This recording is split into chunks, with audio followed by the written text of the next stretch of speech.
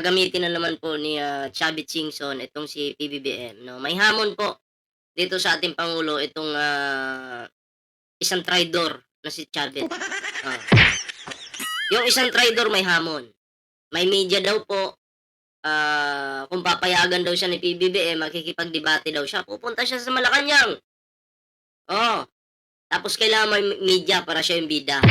Oh. Siyempre presidente ng Pilipinas yung makakadebate niya, eh. Kaya kailangan niyang magpasikat at maging bida-bida. Bida-bida.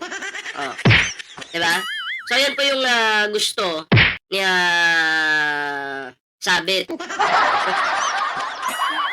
Pero ako nakikita ko po dito mga pre, hindi po ito pag-aaksayahan ng oras ni Pangulong Bongbong Marcos. Kasi alam niyo naman po yung ating Pangulo, busy po, no? Busy sa, alam niyo yung pag-i-improve ng ating bansa. Marami pong problema yung ating bansa na kailangan pagtuunan ng ating Pangulo. Hindi po yung debate na yan, na mga DDS lang naman yung makikinabang. Diba? Ganun lang, DDS lang makikinabang. Kasi kahit ano pang sabihin, halimbawa, palagan ni PBBM yung debate na yan. Kahit ano pang sabihin ni PBBM, okay, sa debate na yan, kung papalagang Pangulo, mali pa rin ang Pangulo sa paningin ng mga bobong DDS.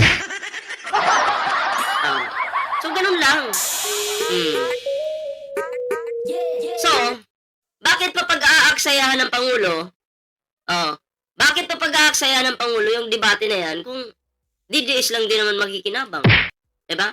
At magagamit pa yung Pangulo, gagawin niyo pong masama. Kahit maganda naman yung sagot ng Pangulo, gagawin niyo pa rin masama. Ayun na, so hindi pa nakakapag-like, share, subscribe, kalimbangin niyo na yan. Tuloy. Ni dating Ilocos Sur Governor Chavit Singson, si Pangulong Ferdinand Marcos Jr. at dating House Speaker Martin Romualdez sa isang debate sa issue ng flood control projects. Sa kanyang press conference kanina, una sa nais niyang mapag-usapan ang umano'y ghost projects sa mismong probinsya ng Pangulo. Inisa-isa rin ni Singson sa nasabing ghost project sa mismong probinsya ng Pangulo. Okay? Alam niyo naman kasi, yung mga ghost project na yan, nagsimula yan sa panahon ni Digong. 'Di ba? Nagsimula yan sa panahon ni Digong. Sa baluarte mo nga eh. Grabe yung corruption dyan. 'Di ba? Grabe yung corruption. Alam niyo naman si Digong. 'Di ba? Kahit saan lugar, mangungumisyon yan. Luzon, Visayas, Mindanao, kung saan may flood control, dapat may komisyon yan. Ha? Yan yung nakikita ko dyan. Di umano ito yung nangungumisyon. Konsumisyon naman yung abot ng sambayan ng Pilipino. Prescott, ang mga umano'y maanumalyang proyekto sa baluarte mismo ng mga Marcos. Tama ang sinabi ni Bongbong Marcos na maraming guni-guni, maraming ghost project at palpak na flood control. Pero sa Ilocos Norte... Ang nakakapagtaka mga pre, nakakapagtaka. Kung talagang nasa katotohanan itong si Sabit, bakit hindi niya masita yung mga flood controls sa panahon ni Rodrigo Duterte? Bakit ang pinag-iinitan niya ngayon yung Marcos administration? Kakabago-bago pa lang yan. Kakaupo pa lang. Diba?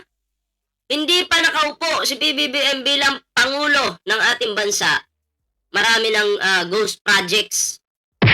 Marami ng flood control na ampaw. Diba? So, dapat yun yung imbestigahan, hindi yung ngayon. Kasi, Pangulo na lang yung nagtatapos sa mga flood control na yan ngayon eh. Diba? Mabuti nga ngayon yung flood control sa panahon ni PBBM, matibay po. Diba? Hindi po substandard. Napakatibay po. Pero yung inabutan po ni PBBM bago siya umupo bilang Pangulo, wala na. Sira-sira na po. Substandard po yun. Diba? Sino po ba yung dapat sisihin? Diba?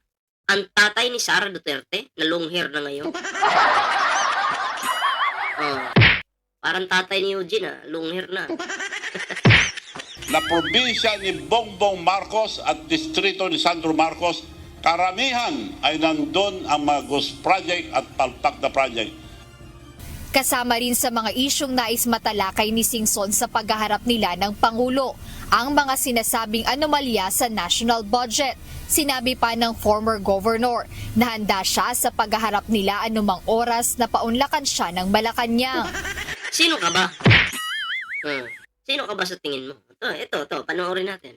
Sorry, when, sir? When are you going to Malacanang?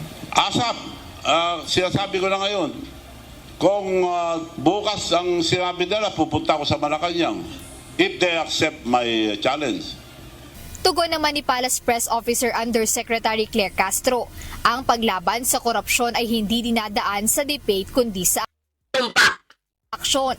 Ito aniya ay upang mapanagot ang dapat managot na siyang ginagawa ni Pangulong Marcos Jr. Tumpak! O, di ba?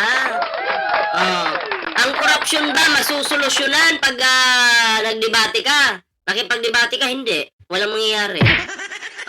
Dapat tugunan mo yan. Katulad ng ginagawa ni PBBM na pagpapaimbestiga sa problema ngayon sa ating bansa, lalong-lalo na sa flood control na yan. Yun yung solusyon. Diba? Pinapangunahan po ng Pangulo at ipinapaimbestigahan po ng Pangulo itong mga anomalya sa flood control. May mga nakulong na nga, may mga senador pang makakasuhan. Ngayon, January. Diba?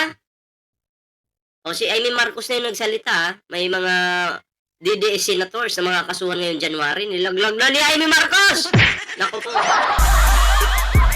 Grabe ka naman, Amy. Makalaglag sa mga kapwa mo senador, ha?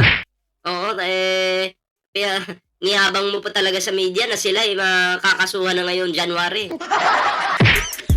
Masasampahan na ng kaso. Grabe ka, Amy. Traitor ka talaga. Patuloy natin.